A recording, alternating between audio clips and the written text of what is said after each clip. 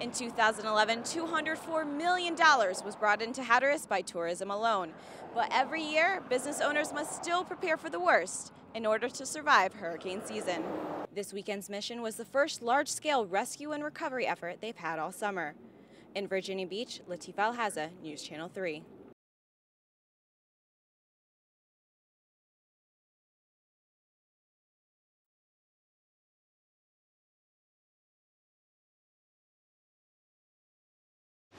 إذا تبي تشتري خروف روح على انستغرام. كوت ميت بالانستغرام يبيع خروف ومو بس يبيع، يوصل الخروف على بيتك بعد. بشهر رمضان يودون 3 خرفان كل يوم على بيت أحد. كوت ميت عندهم فوق 4000 followers. Un trabajador de United Airlines en el aeropuerto de San Francisco y su esposa fueron acusados de robo equipaje de los pasajeros. Fue desviado después del accidente del vuelo 214 en Asiana Airlines.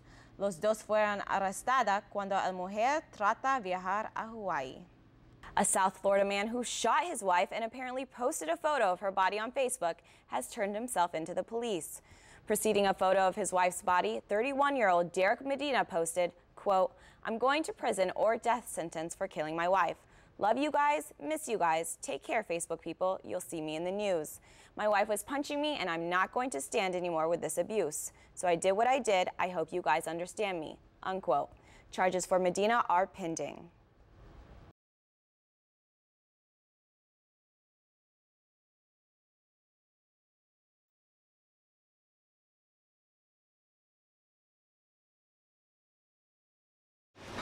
After spending 375 days in jail for writing a book, journalist Ahmed Sheikh is finally back at work teaching at Bilgi University in Istanbul.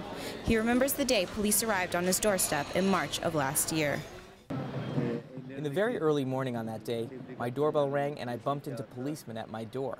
On the official statement the policemen had in their hands stated that I was a member of a terrorist group and I was inciting hatred and committing a hate crime against society. Of course, it was a lie. Sheikh says the true reason for his arrest were his words. Over the past 2 years, 95 journalists in Turkey have been jailed for the stories they report. Sheikh says his book, The Imam's Army, didn't sit well with the government. In it, he asserts that the number of followers of Fethullah Gulen, a prominent and popular Turkish cleric, have rapidly increased within the police and courts. Of course, why I was arrested was they didn't like those types of questions being asked because the roles were shifting. And Fethullah Gulen was becoming a very big player in the United States. So they were gaining power and they didn't want anyone to ask such questions and dig in. If you ask the right questions, you will be the target. After searching his home, the police moved to Bilgi University where they raided his office at the journalism department. Asli Tunç heads the journalism program and says the arrest of a teacher had a big impact on students. So they became activists all of a sudden, you know. All the unexpected students who were totally apolitical became activists. The editor-in-chief of Today's Zaman, a newspaper affiliated with the Gulen movement, says Ahmed Sheikh's arrest has nothing to do with what he wrote about Fethullah Gulen. Ahmed Sheikh is not the first guy who wrote about Fethullah Gulen. Almost 50 people, 50 intellectuals, 50 journalists produced tens of books about Fethullah Gulen. But none of these guys have been prosecuted. So the story is, I think manipulated by these guys. The arrests of journalists like Ahmed Sheikh are having a chilling effect on other journalists and news organizations. There is a big self-censorship among those journalists. They're afraid to lose their jobs. Zeynep Taha works for NTV, a privately owned TV station that is the Turkish outlet for MSNBC. There are some times when I want to make a news and we can't make it, or we just can't make it as we want. That makes me really frustrated, angry, unhappy, hopeless. It makes you very sad, really, and there's nothing you can do about it. Because you have to work, and you have to get the money, and you have to play according to the rules, and that's very bad. She says some of those rules include not showing images that portray Turkey in a poor light, or any reporting that is critical of the government. Taha says that media owners are constantly monitored to make sure they don't break these rules. When you just go out of these rules, they just give you punishment. In the past, the punishment was much stricter. They used to close the television. According to the Committee to Protect Journalists, Turkey has imprisoned more journalists than any other democratic country in the world. The Organization for Security and Cooperation in Europe reports that the number of imprisoned journalists in Turkey has nearly doubled since 2011. Cecil Ozergan is a journalism student at Bilgi University who still believes the press has a strong role to play in Turkey. When you are a media student, you are more interested about life.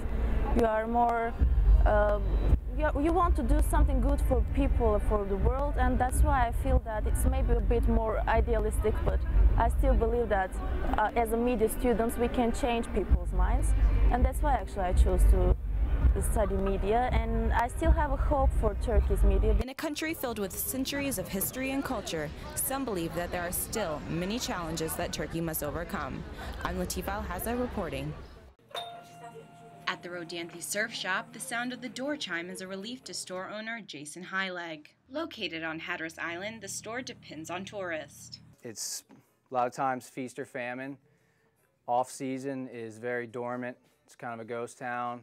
Wakes back up around Easter, and after Memorial Day, pretty much between Memorial Day and Labor Day, it is just full-on crazy busy. Place kind of bursts at the seams, and we basically have about 90 days to make our living. In 2011, $204 million was brought into Hatteras by tourism alone. But every year, business owners must still prepare for the worst in order to survive hurricane season.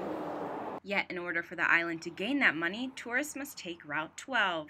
It's a strip of road that has been destroyed by hurricanes and nor'easters over and over again. Last year, Hurricane Sandy hit October 27th and just put the brakes on for us. I was hoping to have a good holiday season, and it was a real struggle. We didn't have a highway or an inlet to the island for about 2 months. The state has come up with a $98 million project that business owners believe will be money well spent. The plan is to build a 2.2-mile-long bridge in hopes that it will be a more accessible way to reach the island. Well, this is a gem. There's no other place like it, really. People come from afar to experience a little slice of paradise, so to speak. Hatteras Island is a place that no matter how many people come to vacation, it's always under threat when the weather decides to act up. In Rodanthe, Latifah Al-Hazza, News Channel 3. This weekend's search for a missing swimmer at 79th Street was massive thanks to a responsive search team. Virginia Beach Master Police Marine Patrol Officer Michael Derwent says everyone comes together when someone goes missing. Along with the fire department, our helicopter, EMS, Coast Guard, anybody who's available, we're all coming.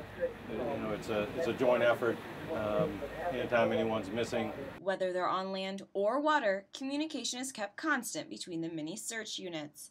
At the height of the recent search, 40 people from those groups were involved. If it's an unfortunate event where someone is missing in the water, then we're all going to respond and start a search. It's going to pick up any shadows or images that are on the bottom, and basically you're looking for something that's out of character. Side-scan sonar is an important device used on the water during a search. We all have communications. If there's the fire department, the EMS, we all switch to our marine frequency so that we can communicate and coordinate things on the water, along with any land units that are searching. The ATVs, the police ATVs, we're also out searching up and down the beach. So it's a big effort, but it's worth it. The use of technology combined with an experienced search team leads to a greater response effort. This weekend's mission was the first large-scale rescue and recovery effort they've had all summer. In Virginia Beach, Latifah Al-Hazza, News Channel 3.